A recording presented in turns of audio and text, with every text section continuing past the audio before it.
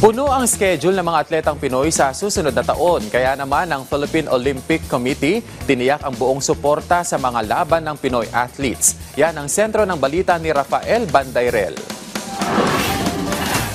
Matapos na muling maluklok sa kanyang pwesto bilang pinuno ng Philippine Olympic Committee, back to work agad si Abraham Bambol Tolentino.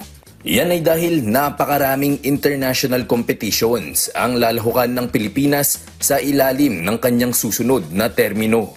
Sa isang eksklusibong panayam sa sports banter ng PTV Sports, inilatag ng POC President kung ano ang mga events na dapat abangan sa susunod na mga taon. Kabilang na dyan ang mga kompetisyon sa 2025 tulad ng Harbin Asian Winter Games at Asian Youth Games na idarao sa China. Kasama rin ang Olympic Esports Series sa Saudi Arabia, Southeast Asian Games sa Thailand, at ang posibleng pagdaos ng napostpone na Asian Indoor and Martial Arts Games o IMAG sa Saudi Arabia rin.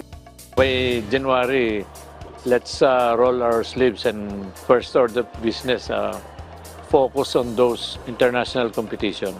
2026 naman sasabak din ng mga delegado ng bansa sa Milano Cortina Winter Olympics sa Italia. At sa 20th Asian Games na gaganapin naman sa Nagoya, Japan. Pangako ni Tolentino sa mga pinuno ng National Sports Associations ng bansa, pakaiingatan niya ang tiwalang ibinigay sa kanya bilang pinuno ng POC. Sustain kung ano po yung ginagawa natin, ginawa natin, at i-improve pa natin dahil marami tayong lessons na natutunan, marami tayong challenges na dinaanan, no? Not only Olympics but all the international competitions. Rafael Bandairel para sa Pambansang TV sa Bagong Pilipinas.